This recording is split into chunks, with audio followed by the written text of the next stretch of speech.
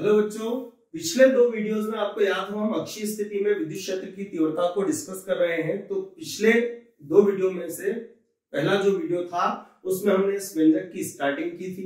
फिर दूसरे वीडियो में हमने इस व्यंजक को स्टार्ट किया था और आपको याद हो तो उसमें हम परिणामी तीव्रता E बराबर लिख चुके हैं E1 माइनस E2 और हम ये डिस्कस कर चुके थे कि इसकी दिशा O से P की ओर होगी।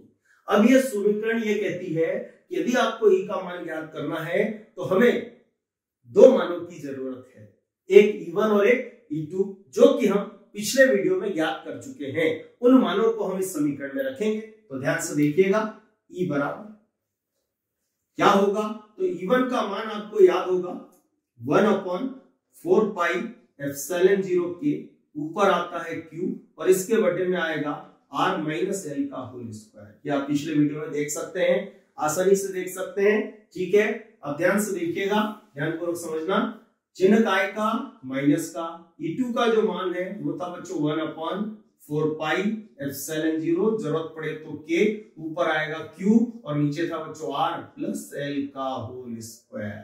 ठीक है, अब ये जब तक हम इनको घटाएंगे नहीं तब तक हमारा उत्तर आएगा नहीं। आप देखें इसमें दोनों पदों में बहुत कुछ कॉमन निकल रहा है। ठीक है, दिखाई दे रहा है आपको, तो हम उसको कॉमन निकालने जा रहे हैं। आप ध्यान से देखिएगा, Q यहाँ भी है, Q यहाँ भी है, 1/4 पाई एप्सिलॉन 0 के यहाँ भी है और यहाँ भी है, तो इसको हम कॉमन ले लेते हैं। तो ये हो जाएगा Q/4 पाई एप्सिलॉन 0 के, ये कॉमन। देखें इनसाइड क्या बचा, तो डेफिनेट जब आप इतने पद को कॉमन ले लेंगे तो यहाँ बाकी बचेगा 1/R माइनस L का होल स्क्वायर। चिन्ह काय का है माइनस और यहाँ रिमेनिंग क्या रहेगा, तो डेफिनेटली 1/R प्लस L और इसका क्या हो जाएगा होल स्क्वायर। कोई दिक्कत तो नहीं है यहाँ तक, ध्यान से देखिएगा।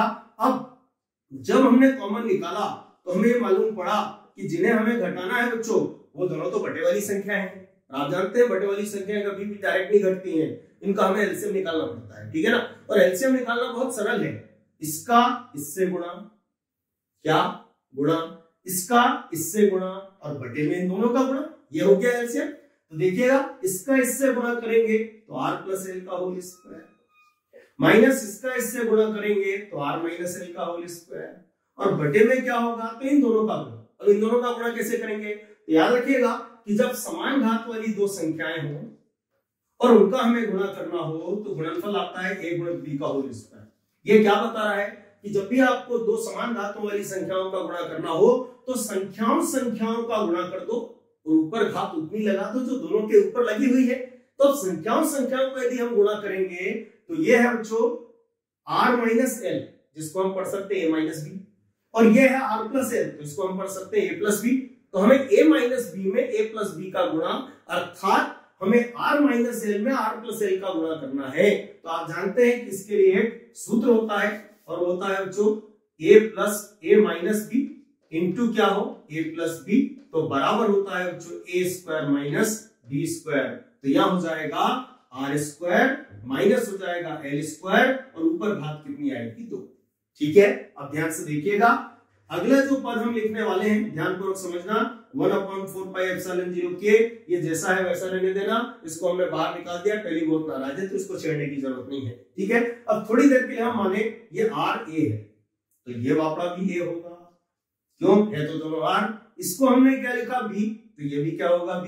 ठीक है, अब जरा पढ़े इसको, A प्लस B की घात 2 माइनस A माइनस B की घात 2। बच्चों एक सूत्र होता है, ध्यानपूर्वक समझिएगा, उस सूत्र को मैं यहां लिख के आपको बता देता हूं।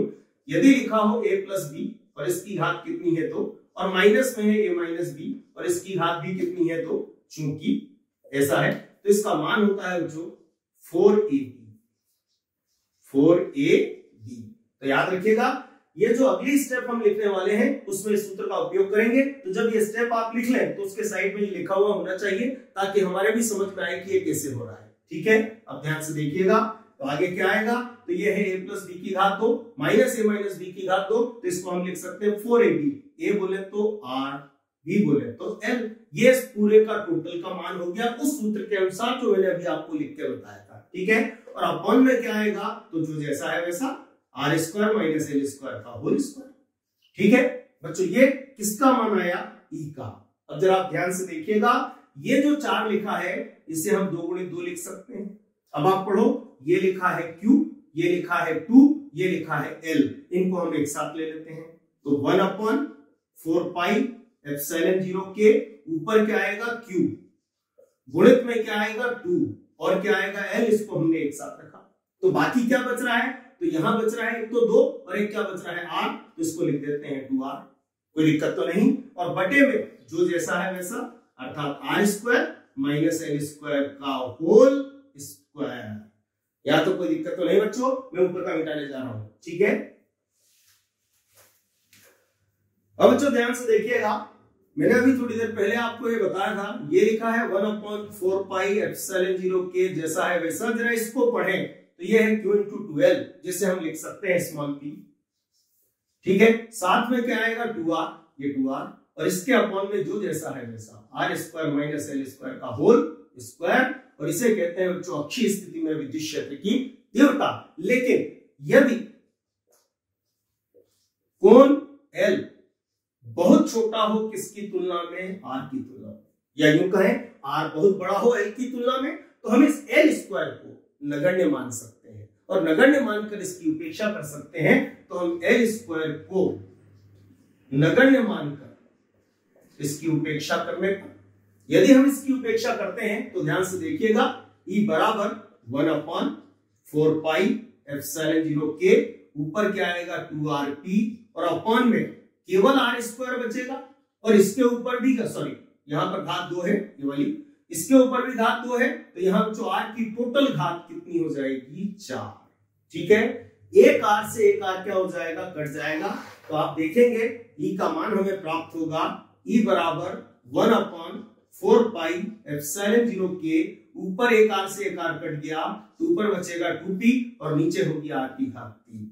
इसे कहते हैं बच्चों अक्षीय स्थिति या अनुदैर्ध्य स्थिति में विद्युत क्षेत्र की तीव्रता, और विद्युत क्षेत्र की तीव्रता का मात्रक हमने पढ़ा है न्यूटन प्रति कूलम होता है, ठीक है बच्चों। तो आज के वीडियो में हम इतना ही रखते हैं, शेष अगला जो व्यंजक हमें स्टार्ट करना है उसकी बात हम अगले वीडियो में करेंगे, ठीक है।